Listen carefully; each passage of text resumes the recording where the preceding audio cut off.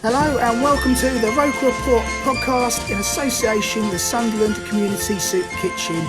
I'm Brett and today we are talking all about Sunderland 3, Fleetwood 1. And I'm joined by someone, well, to be honest, I'm about 230 miles away from the action tonight. This man was literally in the stadium alight. Ant Waterson. Ant, how are you, mate? Yeah, really well, mate. Better after the second half. To be honest, I wished I was about 230 odd mile away after the first half. But fair play to them, you know, they battled hard in the second half and they got what they deserved in the end of the day. I think Alex Neil deserves a lot of credit for making that double change at half-time, which what he did, made us a little bit more direct, and then bringing on Luke O'Nien with 20 minutes to go. Changed the game. You know, Luke O'Nien's come on, showed that little bit of energy that we've been missing since he's been injured. And I'm over the moon that he scored. Absolutely chuffed for him. No, it was great. And let's literally skim over the whole game, just like, you know, a quick overview of what happened. And as you said there, the first half, let's be honest, was absolute crap. 27 minutes in. That's nice. I mean, really polite. I tried not to swear then, and crap was as close as I was going to get. Bailey Wright makes a mistake, allows Harrison through, 1-0 down to Fleetwood. And to be honest, we didn't really rally at all until about 40th minute. We had a little bit of a burst. We pushed for a little bit. Everything just seemed a little bit inconsistent. And we go into half-time 1-0 down. And as you touched upon there, Alex Neil makes two big changes at half-time. Gooch and Defoe comes on. Evans and Jamajli come off. 54th minute, some good play from Clark. The keeper just palms out his shot. A little bit of a melee in the box. Elliot Embleton knocks in the rebound. After that, though, there wasn't quite... You know, we didn't keep pushing on just so much. Fleetwood did have a little bit of a go at us again. Some good saves made from Patterson. And then Luke O'Nien, as you said, he returned on the 72nd minute after his shoulder injury. Just 9 minutes later, he's putting the ball in the back of the nets. Jermaine Defoe has a shot blocked by the defender. Luke O'Nien follows it up, knocks it into the corner. And you say it's 2-1 Sunderland. 86th minute, red card, Zach Jules. To be fair to him, the first, it was a double yellow. The first one wasn't really a yellow, to be fair, but the second one definitely was. But you say 2 yellows make a red, off he goes. And then the 91st minute, well, there was still another 7 minutes to go after that, which I'm sure we'll speak about. But Jack Clark with an absolute rocket makes it 3-1. But Anne, let's start right at the very beginning of the game. When that lineup first got announced, there's a few sorts of changes from the Charlton game, mainly in the attacking roles. So we actually saw behind Ross Stewart, Patrick Roberts, Elliot Embleton, Jack Clark. What did you make of that before kickoff? Obviously a little bit surprised that Nathan Broadhead wasn't there, but I think apparently he's felt a twinge in his hamstring, so they didn't want to risk him. Bar that, I was actually quite pleased with the team. I think Roberts has deserved his chance for a little while now. And Jack Clark, I've always kind of thought he looked dangerous when I've seen him in his brief period so far. So before the game, I was actually really, really looking forward to it. I thought we were going to just start off where we finished against Charlton. Where we were the better side pretty much throughout, but we looked very pacey, very direct, but just it ended up being a typical Sunderland home game recently where we just didn't get out the blocks at all. It was strange. It was a really strange game, and you know what? I'm exactly what you were saying there. When I saw that lineup, I was genuinely excited by that. And so Jack Clark, for me, I was really wanting to get this start and really show what he can do. I've got a few mates that are Spurs fans, and a lot of them kind of say he'll drift in and out of games occasionally. You know, he'll overhit a pass, over it across. He was doing that quite often in the first half today. Mm-hmm. But then we did see why Spurs bought him off Leeds for so much money, because there was definitely a player in there. But no, I was excited by that team, and I say the first half was just flat. And I can't quite put my finger on what it was, because it wasn't in case of. It just seemed like listening to the commentary of it. You know, the ground seemed quiet. Obviously we need the team needs to give the fans something to cheer of. You know, and nothing was happening. Every sort of pass was going astray. We didn't seem to get any cohesion, and it was even more frustrating because the Charlton game, we looked really good, didn't we, on Saturday? So It just didn't seem to cross over. Yeah, I mean, I totally agree with you. You need something in the first 5 minutes or so to get the crowd really, you know, into the game, you know, even if it's a big tackle or, you know, a good chance like early on. And what we managed to do was pretty much RB Jamajli giving the ball to the number 22 3 times in a row, you know, and that was our start. So it was nervy to begin with. And they just never really got over that in the first half, especially up until leading the goal. I mean, if you were a neutral watching that and you were looking at one team who, you know, looking to get promoted in the playoff mix, and the other team have never won in 9 games and are looking very much like they're going to go down, you wouldn't know which one was which, because Fleetwood were absolutely dominating us, even up until the goal went in. They were the only team who looked like scoring, and it was just, we're starting these games, especially at home, we're starting these games off very, very nervous. I don't know if they're getting a little bit like kind of nervy playing at home. Maybe they needed this win, because we haven't won at home since Portsmouth, so it's quite a long time ago. So maybe they just needed this win to get the monkey off the backs, I think. So we might see a little bit different against Crewe on Saturday, but they've got to start games at home better. Away, they're fine. They started well against Wigan. We got a goal very, very early on. And Charlton, obviously, the first half, we were exceptional, apart from putting the ball in the back of the net. We played some really, really nice football. And at home, it just seems that they've got a little bit of nerves, I think, playing in front of the crowd that, to be fair, are getting behind them. It's just, it's hard to when the same mistakes are getting made by the same players time and time again. No, it is difficult, isn't it? And I think that with how it's been the last couple of games, I think especially that centre-back pairing of Bailey Wright and Jamajli, I think let's give them the benefit of the doubt today. Obviously, there's been two clean sheets in the last 2 games, and then today, thankfully, there was nothing worse after that. Let's be honest, it was Bailey Wright's fault, the goal. He's tried to... He's passed the ball, and it looks like, as I was talking on the commentary, that he sort of kicked the ball against his own foot, and it's gone through. So let's give them the benefit of the doubt on that one. I expect to see them two as a pairing on Saturday against Crewe. Big changes, I say. We went into half-time. It looked terrible. I'll be honest, I was dreading doing this pod at half-time because I don't want to talk about it. Yeah. But there's some big changes from Alex Neil. In comes Gooch, in comes Defoe, Jamajli off, Evans off. Completely sort of changes the lineup around. What were your thoughts at half-time when those changes were made? What were you thinking? To be honest, it needed to change, because what was happening wasn't working. We were getting bypassed in the midfield. Corey Evans took a booking quite early on for taking out their goal scorer, Ellis Harrison. And I think that just totally, put Corey Evans in his shell. And, we've said it time and time again, I think on this pod and online and everything, I'm not sure Corey Evans is a captain. No. I think now that 09's back, I don't think he's getting in there. And it had to change. I thought it was quite brave by Alex Neil because we went back to a back 3 with Bailey Wright being the only centre-half out of the 3. We had Carl Winchester. I know Carl Winchester can play at the back, but he's a centre midfielder at trade. And we had Dennis Cirkin, who's a left-back. Bearing in mind, I thought Cirkin had a very good second half. It worked well, but just give us a little bit more...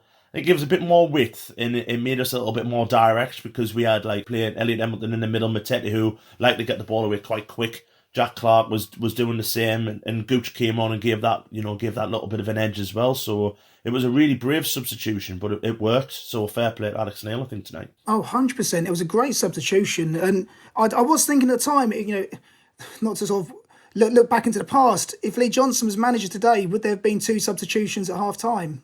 I don't think there would have been. No, probably not. No, it's a different style of management, isn't it? Where I think Lee Johnson was more of a reactive. Alex Neil's very much proactive. I still think there's a hell of a lot of improvement to be made. But tonight, I think in the second half especially, it was baby steps. Shoots of improvement, which we'll take. It needs to get a lot better, but we'll take that. It's 1 defeat and 6, so we're looking on the bright side. That's exactly what you've got to do. You've got to look at every single positive right now. And one massive positive for me tonight happened, saying it was in the 70th sort of minutes when Luke O'Nien comes back on for his return. And how much do you ever think he's a great player? Everyone likes him, but I say some people question his ability, but his passion, his versatility, his energy. For me, we've massively missed that. Would you agree with that? I think the one thing that you miss with Luke O'Nien is desire. That desire to pick up, to pick up that final ball. To chase every ball down. Well, to be fair, Luke O'Nien had a cameo today. Probably played 20 minutes in the middle of midfield when he came on, and he was everywhere. He attacked well. He defended well. He took one for the team just after his goal. Went very bravely for a header and got taken out. Yeah, I thought he was excellent. I tell you what looks as if as well, Brett, seeing him, on the pitch, actually looks as if he's filled out a little bit as well, and his shoulders looks like he's done a lot of weight training, so he looks a lot stronger, which I think a little bit of criticism you can give him. He got knocked off the ball a little bit too easy, but he looked very, very good today. He came on, and that just changed the game. Just his energy. That's what we have missed. We've missed that. We've got 3 centre midfielders in the minute. Obviously Corey Evans, Matete, who's very young, and Dan Neil, who's very young, who kind of do the same things.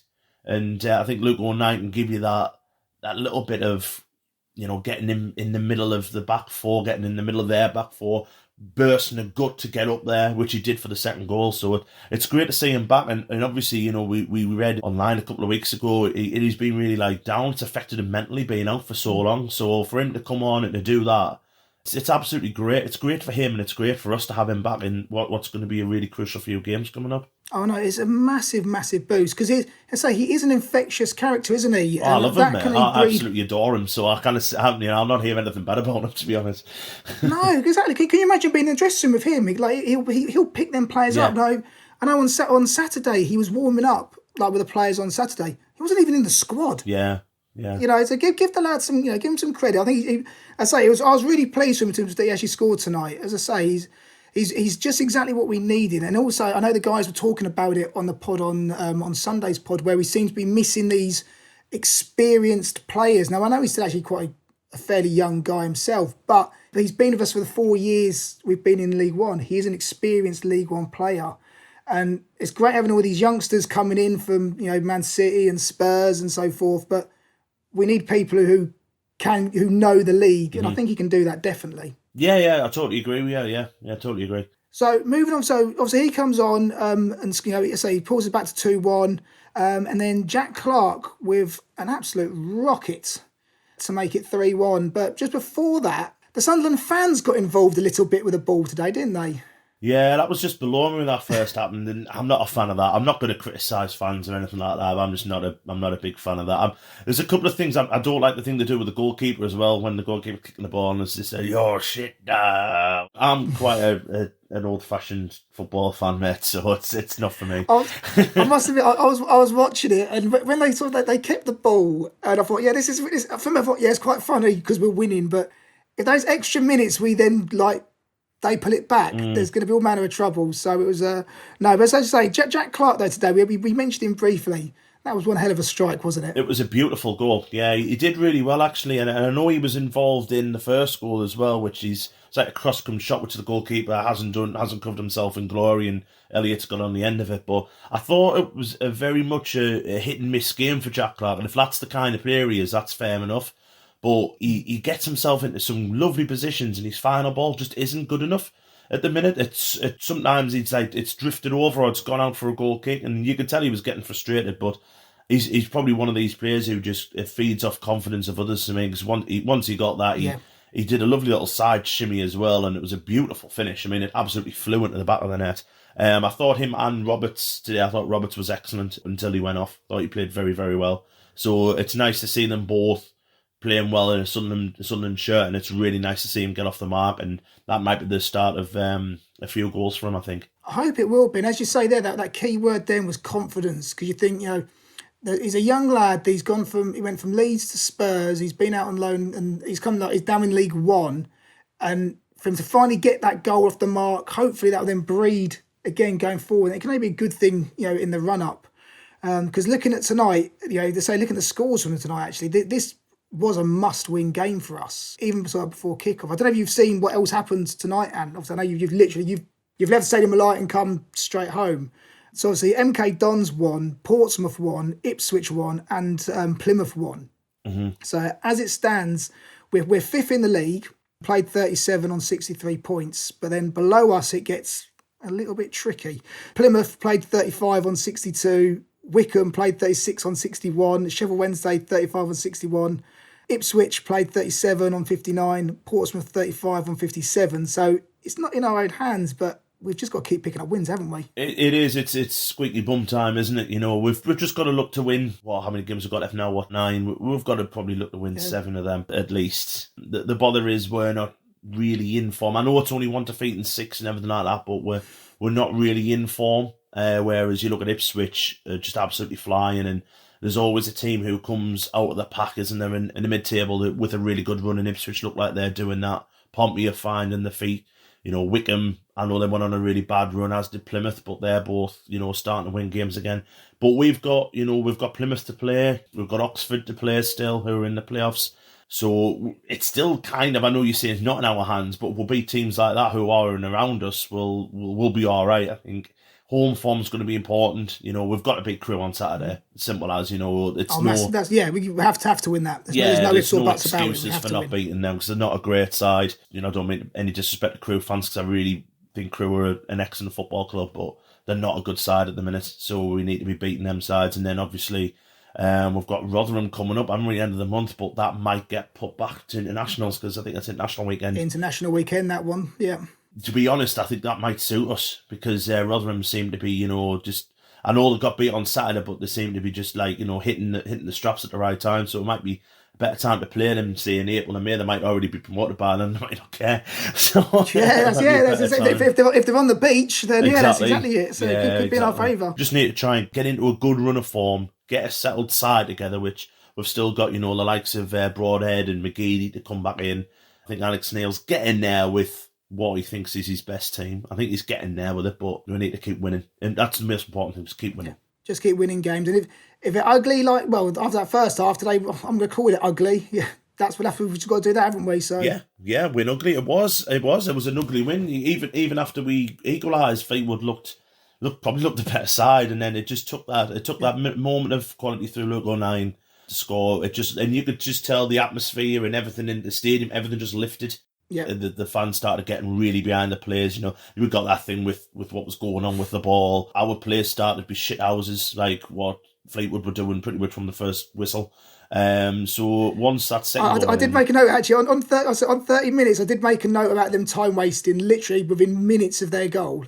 Well, Ellis Harrison was down 5 times in the first half. And the worst one about that was Ellis Harrison, when he went off, sat down to you know, like, obviously, nah, I can't play. And he was next to the touchline. And it's like, what on earth's going on? Like, just walk off. You've scored your goal. We know you're hurt. Just walk off and sit down and waste time. But it is what we need to be better at that. You know, we did it very well against Wigan, where we did shithouse Wigan. And that's what ended up, you know, Max Power lost his head. And we've done that. And I really want to see us improve at that. And I think that Wigan game was a little bit of a turnaround in doing that. And tonight, even when the fans got involved, you know, even though I'm not a huge fan of it myself, you know, just give them the ball back, but fair play. You know, we've had it done to us, so we might as well do it again, mightn't we? That's exactly it. Right, final question. Who was your man of the match? I'm going to go for Jack Clark. Was my man of the match today. As I say, I think he had a few moments where a couple of balls, you know, weren't quite right, but I think the balls that were right were very right. And I think he capped off a really good performance with his goal in the final few minutes there. Yeah, so Jack Clark is my man of the match. I just thought he was a little bit too inconsistent for the whole 90 minutes. You know what?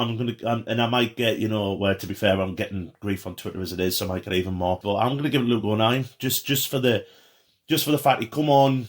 You know, the game changed when he came on. He got his goal. It's great to see him back. And yeah, I'm going to give it Luke O'Nien just because you're wanting a game changer, and that was a game changer for us. And it might be the changing point in our season, I think.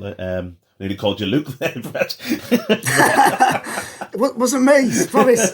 I did nothing. All I've done tonight is had a few beers and eat some nachos. I didn't do anything. I wasn't involved. Well, Anne, thank you very much for that. Obviously, we'll be back, no doubt, with a preview pod ahead of Crewe at the weekend, and there's always about 1,000,001 things on the site for you to read and keep entertained, all things Sunderland AFC. So, Anne, thank you very much for your time.